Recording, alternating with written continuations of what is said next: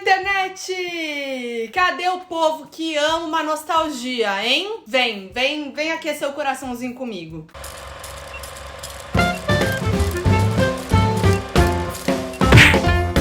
Suzanne Collins pegou todo mundo de surpresa quando anunciou um prequel de Jogos Vorazes chamada A Cantiga dos Pássaros e das Serpentes. Pra quem não sabe, prequel é uma pré-sequência, podemos dizer assim, que vem antes do que aconteceu. Então, é um livro que antecede a história de Jogos Vorazes. E esse anúncio deixou todos os fãs muito nostálgicos, porque Jogos Vorazes foi uma das séries mais bem-sucedidas da década de 2010. Foram 3 livros e 4 filmes. O primeiro filme estreou em março de 2012 e o último filme estreou em novembro de 2015. Então, com toda essa nostalgia, fiquei assim, preciso fazer um 20 fatos, porque eu vivi essa saga. Você viveu? Bom, mas antes deixa eu contar um pouquinho sobre o que é a saga, né? Jogos Vorazes é uma distopia que conta a história de Katniss Everdeen, uma garota bem pobre que mora em uma versão futurista da América do Norte chamada Panem. O país vive um regime totalitário e é dividido em 12 distritos que todo ano precisam enviar 2 adolescentes, um garoto e uma garota, para os Jogos Vorazes, que é uma espécie de reality show onde as crianças lutam até a morte. Tranquilo, suave. Pra salvar a vida da sua irmã mais nova, a Prim, a Katniss faz o quê?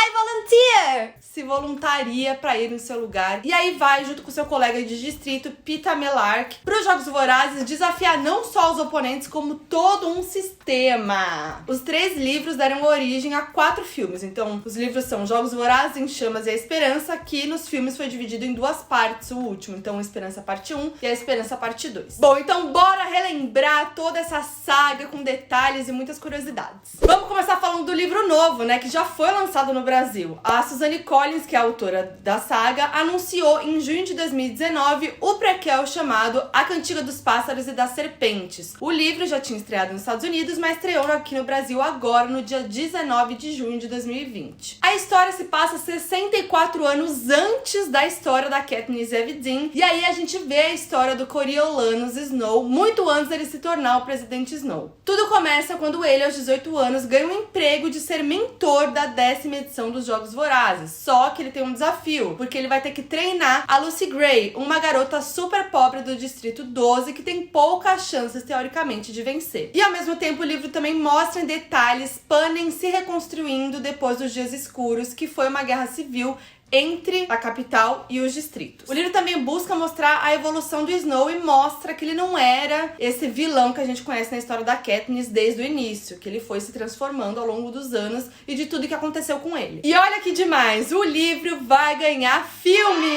A produtora Lionsgate afirmou isso em abril, antes mesmo do livro sair nos Estados Unidos, confirmando que vai rolar adaptação e que vai ser dirigido pelo mesmo diretor dos últimos 3 filmes, que foram de maior sucesso, que é o diretor Francis Lawrence. Também vou voltar pro filme o roteirista e a produtora que fizeram parte desde o início da saga. Já a Suzanne Collins vai ser a produtora executiva do filme e vai escrever o argumento. Então, muitas chances do filme ser muito fiel ao livro, como aconteceu também com os outros. Por enquanto, são esses detalhes que a gente tem sobre o filme. A gente ainda não sabe sobre elenco, nem sobre data de estreia, mas eu já tô muito ansiosa porque eu amo Jogos Vorazes e também gostei muito da história desse novo livro, então tô muito esperançosa. Bom, vamos falar sobre a história de Jogos Vorazes e eu acho que é justo começar explicando o que é este país Panem e onde ele fica. Nos livros, a Katniss deixa claro que Panem se localiza numa região que antes era América do Norte, mas que foi degradada ao longo dos anos por causa de conflitos, de destruição ambiental e por causa da elevação do nível do mar. Mas nunca foi falado onde fica exatamente cada distrito no mapa. Esse foi sempre um mistério para os fãs que desde o primeiro volume da trilogia ficaram lá quebrando a cabeça para tentar identificar onde é que ficam localizados os distritos. Foi só em 2015 que o Instagram oficial da saga publicou o mapa de Panem, mostrando que pega desde o México até o Canadá. A revelação, inclusive, confirmou algumas teorias que existiam, que diziam que a capital era localizada perto do lugar que hoje em dia a gente conhece como a cidade de Denver, no Colorado. E também confirmou que de hoje em dia, para o futuro distópico de Jogos Vorazes, o nível do mar subiu muito, tomando conta de toda a península do México no lado esquerdo. esquerda e da Flórida no lado direito. Um pouco tenso, né? Se isso daí for, assim, uma previsão, Suzanne Collins, pelo amor de Deus, que já não tá fácil. O próprio nome Panem tem um significado que faz muito sentido e que tem a ver com o mundo real. O nome do país veio de uma frase em latim que é Panem et Circenses, que quer dizer pão e circo, que tem a ver com o que acontecia no Império Romano e é uma das referências, assim, poucas referências do mundo real que a Suzanne levou para o mundo de Jogos Vorazes. E tem dois elementos desse nome que tem tudo a ver com os Jogos Vorazes, que é o pão, que a gente vê o Pita, ele é padeiro, então ele trabalha com pão, tem a ver com isso,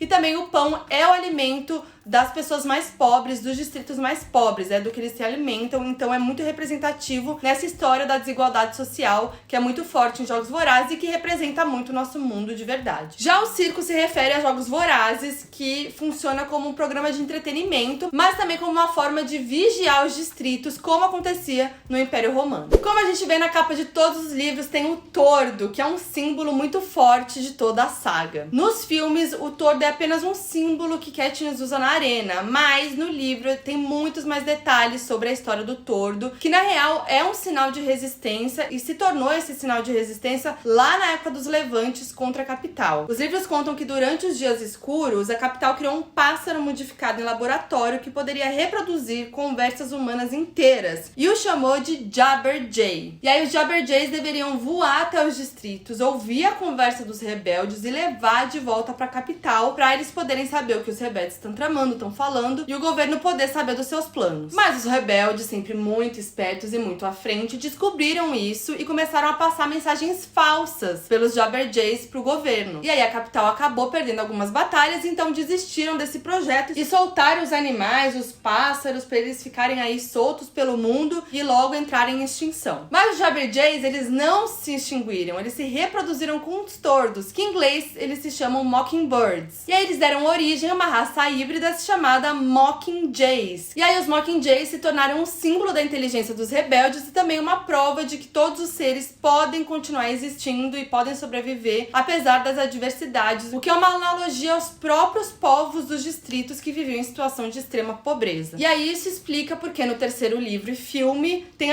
toda uma insistência para que a Katniss se torne o tordo, ou seja, o símbolo da revolução. E aí é por isso também que o tordo aparece em todas as capas de livro e nos posters do filme. Vamos falar um pouco da Suzanne Collins, essa autora norte-americana que já escrevia algumas outras coisas antes, mas realmente ficou muito famosa com Jogos Vorazes. Em entrevista para sua editora, a Scholastic, a Suzanne Collins contou como surgiu a ideia para Jogos Vorazes e toda a saga. Ela contou que ela estava assistindo televisão e aí ela estava zapeando os canais e uma hora ela estava assistindo um reality show e de repente ela mudou de canal e começou a ver notícias sobre a guerra do Iraque. E aí ela ficou fascinada com a diferença desses dois mundos e criou a ideia de Jogos Vorazes, o que faz muito sentido. A Suzanne também é muito fã de mitologia e se inspirou numa história grega também, que é a lenda de Teseu e o Minotauro. A lenda conta que após a vitória de Creta sobre Atenas, o rei Minos, que foi o vitorioso, exigiu tributos aos perdedores. Todos os anos eles deveriam enviar 7 rapazes e 7 garotas para serem jogados em um labirinto e devorados pelo Minotauro. E aí, além do próprio nome Panem, como eu já falei, a Suzanne decidiu incorporar outra característica de Roma à história, que foi a luta dos gladiadores. Agora vamos falar de números, porque como eu falei, a saga Jogos Vorazes é uma das mais famosas da nossa história do entretenimento. Em 2012, o primeiro volume da saga se tornou o livro mais vendido de todos os tempos da Amazon, passando até o Harry Potter. E é claro que no cinema esse sucesso repetiu o sucesso dos livros, né? O primeiro filme, Jogos Vorazes, teve um baixo orçamento de 80 milhões de dólares e atingiu a marca de 700 milhões de dólares em bilheteria. E aí esse sucesso também se reverteu no salário dos atores, né? A Jennifer Lawrence, por exemplo, pro primeiro filme ela recebeu 500 mil dólares e pro segundo filme, Em Chamas, ela recebeu 10 milhões.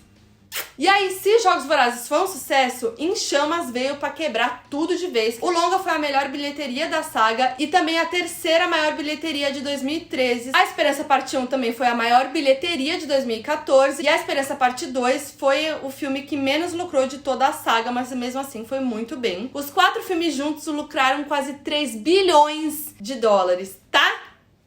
poder. E como acontece em toda adaptação, tem muita diferença de livros pra filmes, mas no caso de Jogos Vorazes, de toda a saga, eu acho que é uma das sagas que tem menos diferença entre livro e filme. Realmente, os filmes foram muito fiéis, mas claro que tem algumas diferenças. Eu já falei do Tordo, já falei de algumas coisas, eu vou citar mais algumas aqui. Por exemplo, no primeiro filme a gente vê como a Katniss conseguiu o broche de Tordo. No filme ele é dado por uma senhora que trabalha no mercado clandestino pra Katniss, e aí a Katniss dá pra Prim pra dar sorte pra ela quando rola toda a seleção dos garotos e garotas pros Jogos Vorazes. E aí, quando a Katniss se voluntaria, a Prim devolve o broche pra Katniss pra dar sorte pra ela. Já no livro, a história é um pouco mais detalhada. Na verdade, quem dá o broche pra Katniss é a Mad, que é a única amiga da Katniss. E na verdade, o broche era da tia da Mad, que era amiga da mãe da Katniss e morreu na Arena dos Jogos Vorazes, na mesma edição em que o Haymitch foi o vencedor. Então, isso deixa a história do Tordo muito mais significativa. E isso não aparece nos filmes. Também no primeiro livro, o Pita perde a perna depois da Katniss amarrar um torniquete na perna dele, estancar o sangue e tal, e salvar a vida do Pita. E aí, a partir do segundo livro, o Pita passa a usar uma prótese na perna. Só que isso nunca foi mencionado nos filmes. E outra diferença que é menor, mais significativa pros fãs, é sobre o gato Buttercup, que é o gato da Prim. Ele na saga é laranja, e no primeiro filme ele é preto e branco. E aí no segundo filme, pra ficar mais fiel, aí acho que rolou uma reclamação dos fãs e tal, eles mudaram o gato pro gato laranja, mais fiel ao livro. Já no livro A Esperança, a gente quase não vê a presença de Effie Trinket. E no filme ela é muito presente, ela é interpretada pela Elizabeth Banks. E aí essa mudança fez por causa da Elizabeth Banks. A Suzanne Collins pediu pra rolar uma mudança dos personagens pra Elizabeth Banks ficar mais presente e eles conseguirem aproveitar a presença dela e não desperdiçar a atuação de Elizabeth Banks, já que ela é um nome muito forte, ela é muito maravilhosa e realmente faz toda a diferença, né? Imagina Jogos Vorazes, os filmes, sem ela, não dá, né? Ela é incrível. A Esperança Parte 2 foi o filme que mais alterou os livros e tem um acontecimento em especial que não agradou muitos fãs, que foi o final. A Katniss, o Pita e o filho deles felizes, assim, vivendo bem e tal, só que no livro eles terminam muito mais massacrados e tensos e melancólicos e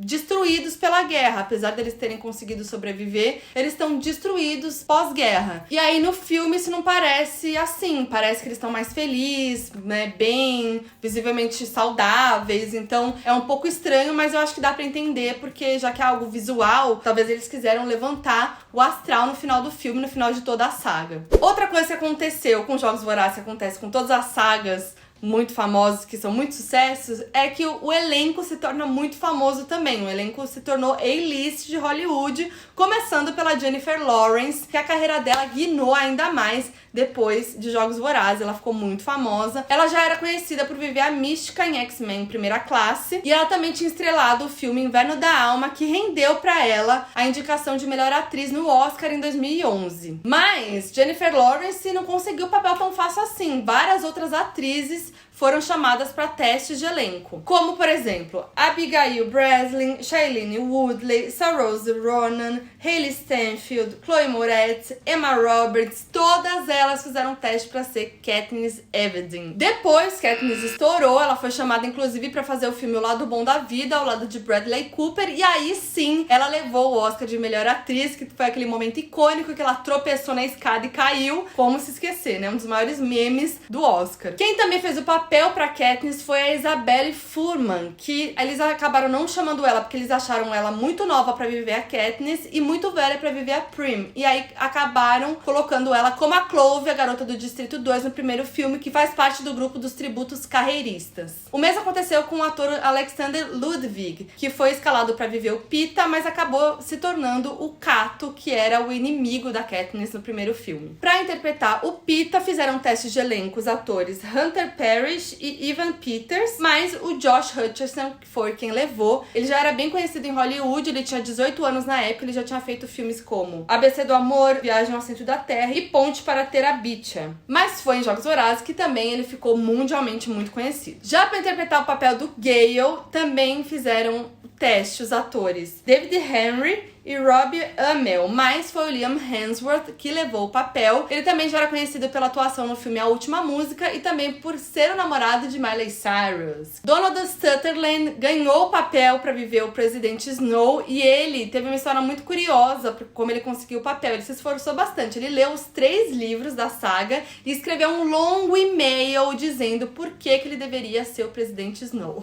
E ele já era super consagrado em Hollywood. Ele fez filmes como Orgulho e Preconceito, Epidemia. Então imagina, né, a equipe recebendo o e-mail dele apenas. E aí deu super certo e até aumentaram o papel dele nos filmes. E em Chamas acontece o 3º massacre quaternário, em que 2 participantes de cada distrito do último Jogos Vorazes devem voltar para a arena. E aí a Katniss e o Pita vão, e aí eles se aliam a Finnick do Distrito 4, que é tido como um dos caras mais bonitos de toda a Panem, de todos os distritos, e Joanna Mason do Distrito 7, que é muito boa em luta com machado, mas tem um temperamento bem difícil. O Finnick foi interpretado pelo Sam Claflin, e quem interpretou a Joanna foi a Jena Malone. Ela já era conhecida por filmes como Sucker Punch, Orgulho e Preconceito e Donnie Darko. E em entrevista pra Vulture, ela falou que ela achou que não ia conseguir o papel, porque no dia que ela foi fazer o teste, tudo aconteceu, ela tava muito irritada, ela tava furiosa, ela já chegou espumando no set, ela achou que isso poderia prejudicar ela, só que na verdade essa ira ajudou ela a interpretar a Joanna no teste, porque a Joanna tem essa pegada raivosa, furiosa, brava, irritada, e ela colocou muito mais disso na personagem e aí ganhou o papel. A Jena Malone conquistou muitos fãs com o papel, mas antes disso acontecer, os fãs estavam muito na torcida pra Kristen Bell, que era muito fã da saga. E ela tava ali, o nome dela tava forte pra interpretar a Joanna. Ela já era conhecida por Veronica Mars e The Good Place. E aí, inclusive, ela tweetava sobre os livros antes mesmo dos filmes saírem. E aí, em 2011, rolou toda uma campanha pra ela ser a Joanna. Mas tudo acontece como tem que acontecer, não é mesmo? E também já fizeram vários paralelos entre Jogos Vorazes e Game of Thrones, porque os 2 sucessos se unem e eu vou mostrar por quê. Você sabia, por exemplo, que Sam Claflin, que é o Finnick de Em Chamas, quase foi o Jon Snow em Game of Thrones? Imagina isso! Você consegue imaginar, gente? Eu amo saber dessas histórias. Em entrevista para Cinema Blend, o Sam Claflin falou que fez teste tanto para ser o Jon Snow quanto para ser o irmão da Daenerys. Mas aí ele já estava escalado para os longas Branca de Neve e o Caçador e Piratas no Caribe navegando em águas misteriosas, e aí ele acabou nem pensando mais sobre o papel e aí segue a vida. Mas depois de alguns anos, ele acabou vivendo um romance nas telas com a Daenerys, com a Emilia Clarke no filme Como Eu Era Antes de Você. Olha só como o mundo dá voltas, tá vendo? Já em Esperança Parte 1 e 2, a gente pode ver atrizes de Game of Thrones. Será que você se lembra? A Natalie Dormer, que em Game of Thrones interpretou a rainha Tyrell, em Jogos Vorazes foi a Cressida, a diretora que segue Katniss por toda a parte e grava as mensagens da personagem para os distritos. Quem também participou de A Esperança Parte 1 foi Gwendoline Christie, a Brienne de Game of Thrones. Ela interpretou em Jogos Vorazes a comandante Lime, uma líder rebelde do Distrito 2. Olha, rolou muito suor pra preparação dos atores principais pros filmes, porque tem muita ação. A Jennifer Lawrence teve que aprender de verdade a atirar com arco e flecha. Ela fez aulas com uma atleta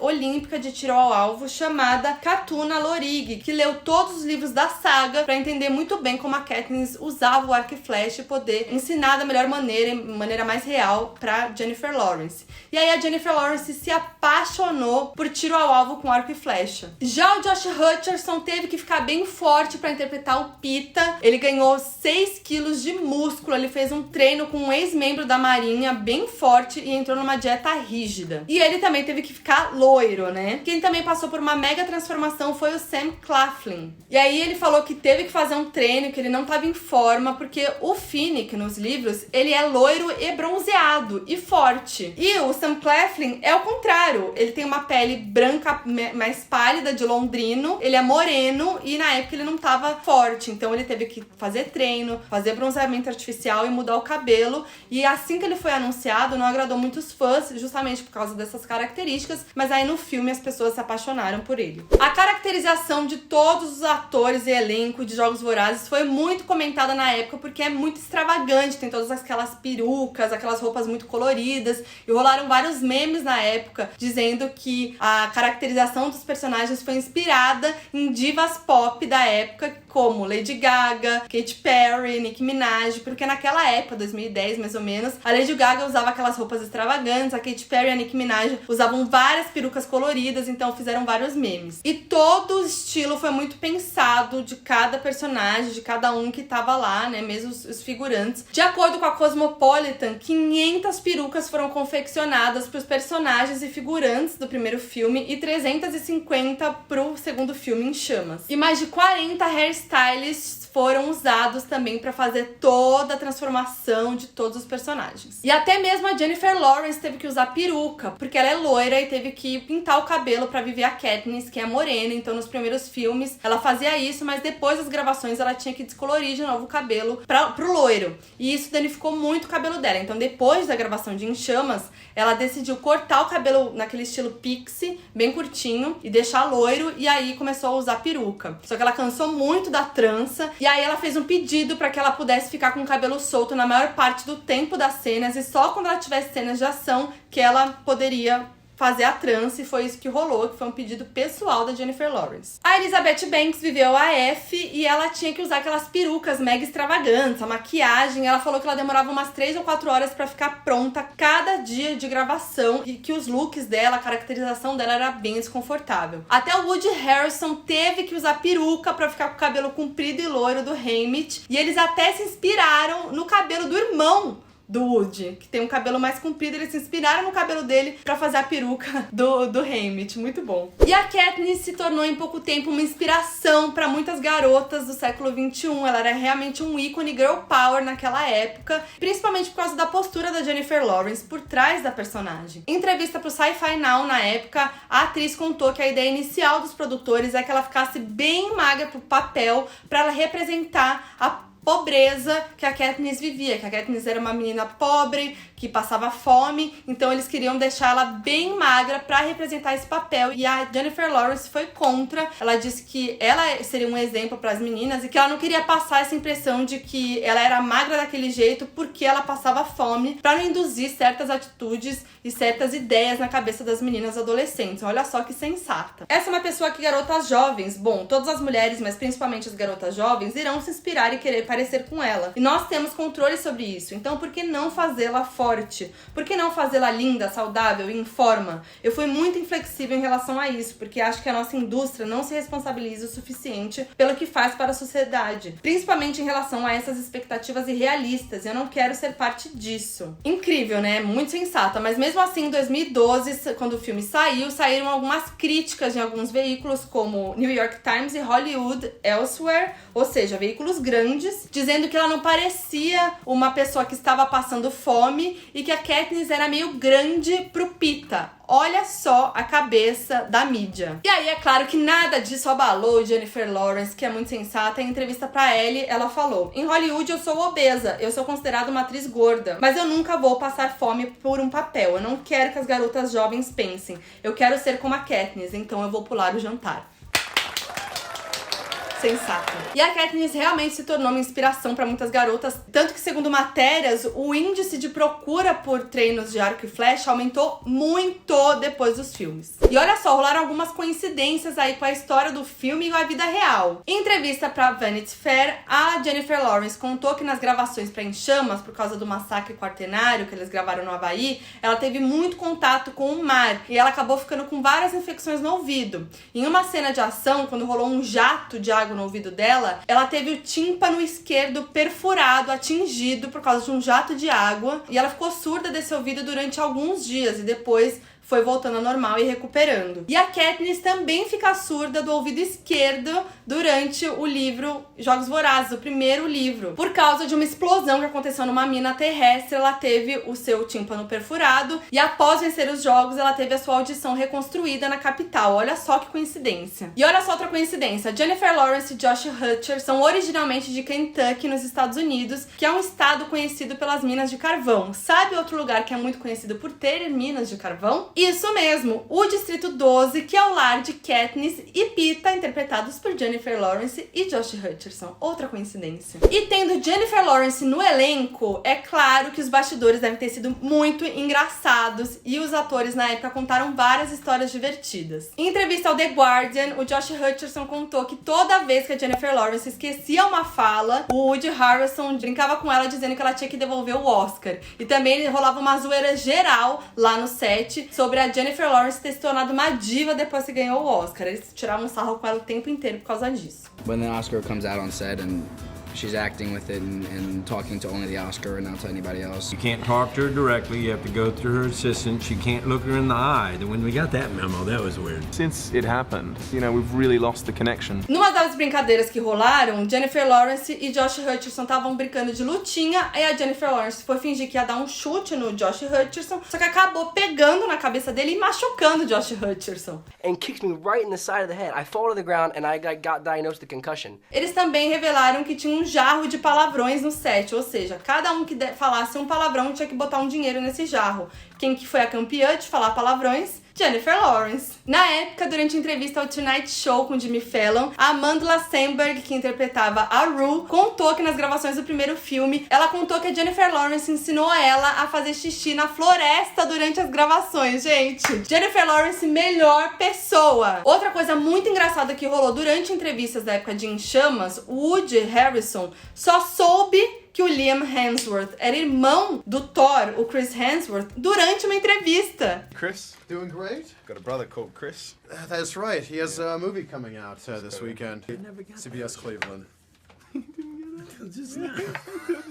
Honestly, never put that together.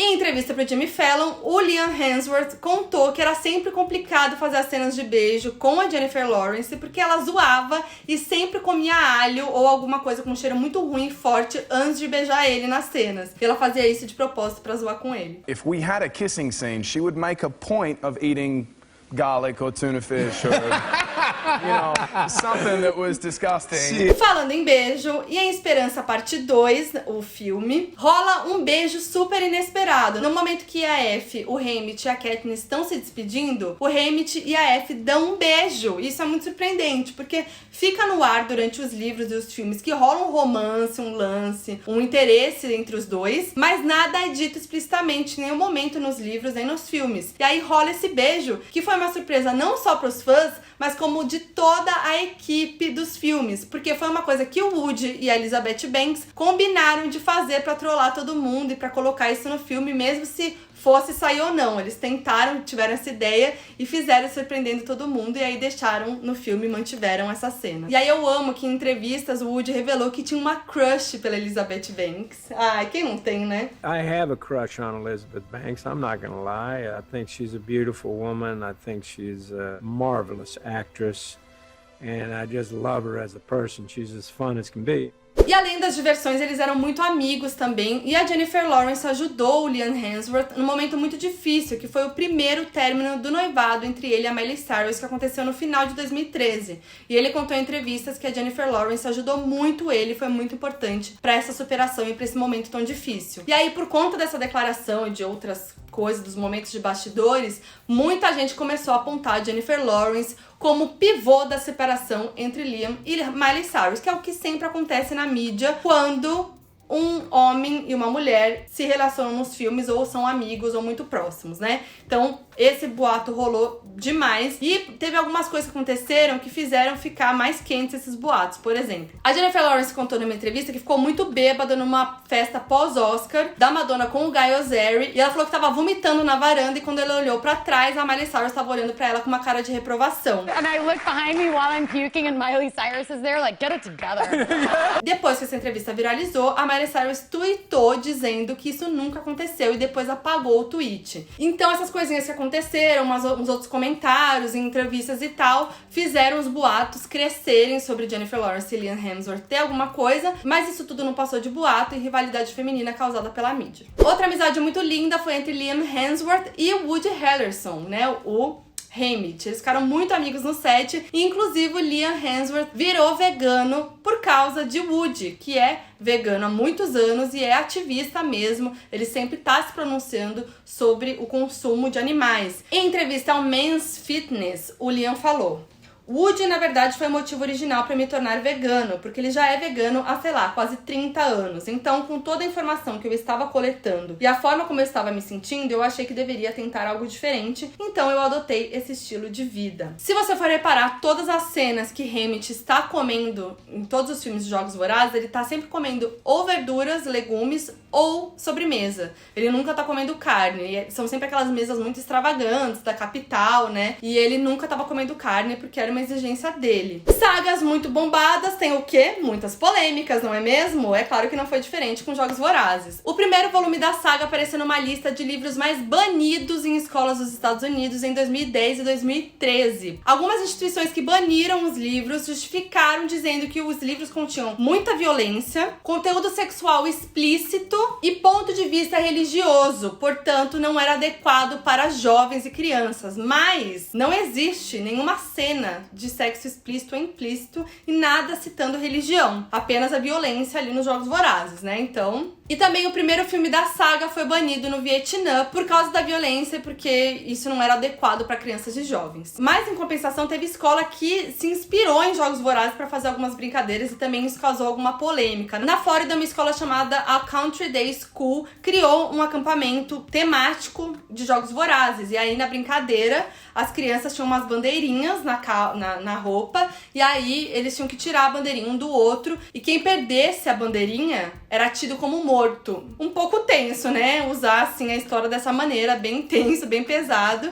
E aí, essa brincadeira acabou indo para um outro lado, que começou a incentivar as crianças a, né, quererem se matar nas brincadeiras. Isso pegou mal, foi maior polêmica. Teve um triste fato que aconteceu em 2014, enquanto o elenco filmava os filmes A Esperança Parte 1 e Parte 2. O ator Philip Seymour Hoffman, que interpretava o Plutarch, foi encontrado morto na sua casa em Nova York após uma overdose de drogas. Ele tinha apenas 46 anos de idade, a sua luta contra o vício era algo público, ele já tinha falado isso, todo mundo sabia sobre essa luta contra o vício, então foi muito triste a morte dele. Quando ele morreu, ele ainda tinha umas cenas pra filmar de A Esperança Parte 2, então rolou toda uma especulação de como seria feita o fechamento de ciclo dele no filme, porque ele era um personagem muito importante. Essa discussão estava em alta na época porque recentemente tinha acontecido a morte do Paul Walker, e aí eles usaram efeitos de CGI e também de dublês, que eram irmãos do ator, para a participação dele no filme Velozes e Furiosos 7. Mas com o Philip Seymour não rolou isso. O diretor do filme não quis colocar efeitos de CGI, nem dublês, nem nada do tipo. O que ele fez foi usar o que ele já tinha de imagem, né, do Philip Seymour para compor e também usar falas que eram do Plutarch para outros personagens. No final do filme tem uma cena de uma conversa entre o Hammett e a Katniss antes dela voltar pro Distrito 12, que na verdade era para ser entre o Plutarch e a Katniss. Aí eles colocaram o Hammett lendo a carta do personagem em vez de ter uma cena do Plutarch. Acabou que as cenas do Philip Seymour Hoffman nos filmes acabaram sendo reduzidas e o diretor ficou muito triste com isso. Ele deu uma entrevista pro The Guardian falando: me arrependo deste rótulo de ser o último filme dele, porque obviamente não há o suficiente de Philip no filme. Eu gostaria que seu papel fosse maior. E seguindo a mesma linha de Crepúsculo, Jogos Vorazes também criou trilhas sonoras muito especiais com canções inéditas, especialmente para a trilha dos filmes. The Hunger Games Songs from District 12 teve uma pegada bem indie com vários cantores e bandas alternativos, como foi o caso de Arcade Fire, The Secret Sisters, Neko Case, mas também teve alguns nomes de peso, como Kid Cudi, Maroon 5 e Taylor Swift, que se juntou à dupla The Civil Wars e juntos eles criaram a música tema e a música mais famosa de Jogos Vorazes, que foi Safe and Sound. Just close your eyes. Taylor Swift também compôs a música Eyes Open para trilha sonora. Para Rolling Stone, a Taylor Swift na época disse que leu o primeiro livro em 2 dias para poder escrever a música inspirada e que ela falou que escrever uma música que não era sobre ela, sobre a vida dela, foi como tirar férias. Adorei. Mas, olha só, Ed Sheeran tentou escrever músicas para trilha sonora e foi rejeitado. Ele escreveu 3 músicas para Jogos Vorazes que foram rejeitadas. Ele também escreveu música para Crepúsculo que também foi rejeitada. Então ele deu uma entrevista falando que ele acha que as suas músicas não se encaixam muito pra filmes. A trilha de Em Chamas também foi bem legal, teve Coldplay, Christina Aguilera, Lorde, que arrasou muito, com uma versão bem sombria de Everybody Wants to Rule the World, que é uma música que fez muito sucesso na década de 80 com o Tears for Fears. Everybody wants to rule the world. E depois disso, a Lorde foi chamada pra ser curadora da trilha sonora de Esperança Parte 1. E aos 18 anos de idade, na época, ela se tornou a produtora de trilha sonora mais jovem em Hollywood. Ela ainda fez sucesso com a música Yellow Flicker Beat, da trilha sonora. E foi indicado a um Globo de Ouro de 2015. E aí esse álbum de A Esperança Parte 1 é mais pop, tem nomes como Ariana Grande, Tove Lo, Haim e Pusha T. Quem também soltou a voz na trilha de A Esperança Parte 1 foi a Jennifer Lawrence, com a música The Hanging Tree, que quem escreveu foi a própria Suzanne Collins pros livros, que era uma cantiga de niná que era cantada pelo pai da Katniss quando ela era pequena. Mas, segundo a Jennifer Lawrence, essa experiência foi traumática e o diretor também contou que a Jennifer chorou várias vezes antes de ter que cantar a música nos bastidores na hora de gravar. Tenso. E ela mandou mó bem. Apesar de todo o sucesso das trilhas sonoras, A Esperança Parte 2 foi o único filme que não ganhou uma trilha sonora com artistas cantando. Foi lançada somente uma trilha sonora com músicas instrumentais e eu não sei porquê. Quem ficou muito nostálgico com esse 20 fatos de Jogos Vorazes? É claro que tem muito mais curiosidades e fatos pra falar sobre Jogos Vorazes, porque é muita história, muito detalhe. Mas agora vamos esperar aí novidades sobre o novo filme. Eu tô ansiosa, eu vou ficar de olho, porque é claro que vai ter mais vídeo aqui no canal sobre. Me conta se você era fã de Jogos Vorazes, se você já leu ou começou a ler o livro novo. Vamos conversar aí nos comentários. Dá um like aqui nesse vídeo se você curtiu. Compartilha pra todo mundo que curte Jogos Vorazes e se inscreve no canal se você ainda não é inscrito. É nóis, tamo junto. Beijo!